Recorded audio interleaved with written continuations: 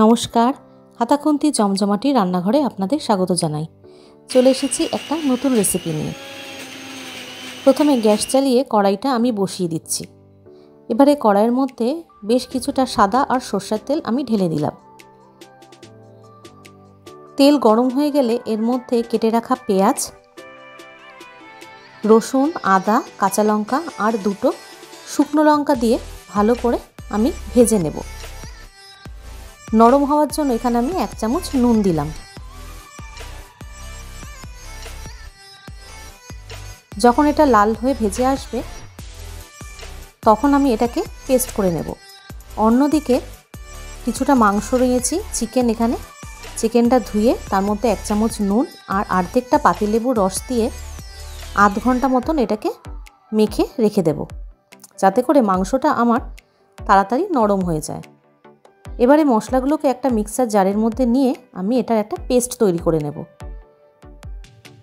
এখানে আমি কিছুটা আমন্ড ব্যবহার করেছি, 4-5টা মতন আমন্ড ব্যবহার করেছি। যেহেতু আমার কাছে কাজু বাদাম ছিল না, তাই আমি এখানে আমন্ড ব্যবহার করেছি।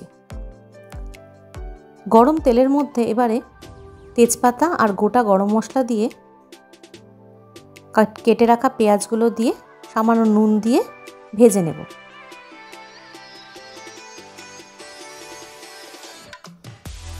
পেঁয়াজটা যখন বেশ লাল হয়ে আসবে তখন ওই পেস্টটাকে আমি দিয়ে দেব। আরেকটা কড়াইয়ের মধ্যে তেল দিয়ে আলুগুলো ভেজে নিচ্ছি। ভেজে নেওয়ার জন্য কিছুটা নুন আর একটু হলুদ দিয়ে দিচ্ছি। আপনারা চাইলে একই কড়াইয়ে করতে পারেন।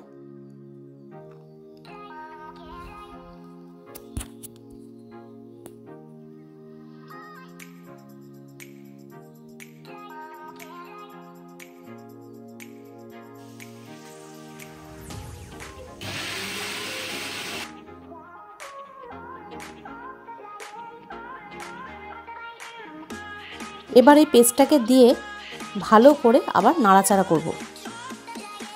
এরপর দিয়ে দেব এর মধ্যে এক এক করে মশলাগুলো।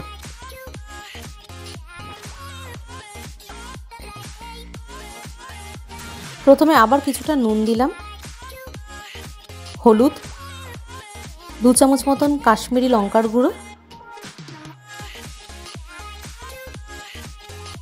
ভালো করে এবারে মিক্সড করে নেব এগুলো দিয়ে।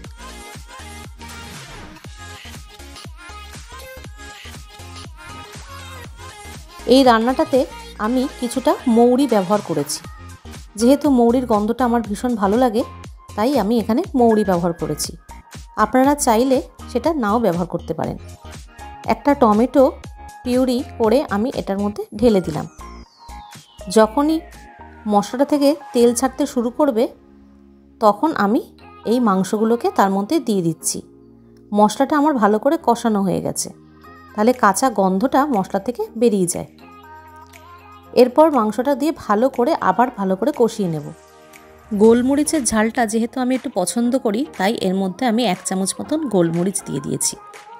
আর ভেজে রাখা মৌরি গুঁড়োটাও এর মধ্যে দিয়ে ভালো করে মিশিয়ে নিচ্ছি। এবার ওই মিক্সির জারের মধ্যে যে মশলাগুলো লেগে রয়েছে তার মধ্যে কিছুটা জল দিয়ে ভালো করে গুলে অল্প অল্প করে জল দিয়ে মাংসর মধ্যে দিয়ে মাংসটা নাড়াতে থাকবো।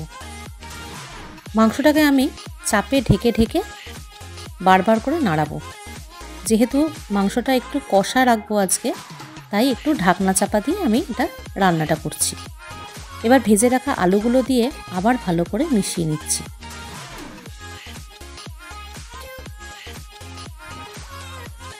দু চামচ মতন লাল লঙ্কার গুঁড়ো দিয়ে ভালো করে মিশিয়ে নিয়ে এবার আমি এটাকে নামিয়ে নেব। স্বাদের জন্য সামান্য চিনিও ব্যবহার করলাম।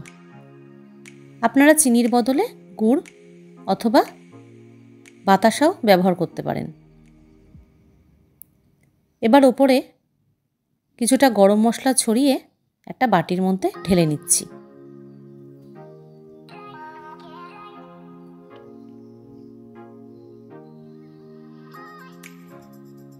চিকেন কষা আমার রেডি হয়ে গেছে। রান্নাটা কেমন লাগলো অবশ্যই আমাকে একটা কমেন্ট করে জানাবেন। একটা লাইক, একটা শেয়ার করে দেবেন। নতুন রেসিপি দেখার জন্য সাবস্ক্রাইব করতে একেবারেই কিন্তু ভুলবেন না। দেখা হচ্ছে আবার একটা পরের রেসিপি নিয়ে। ভালো থাকবেন।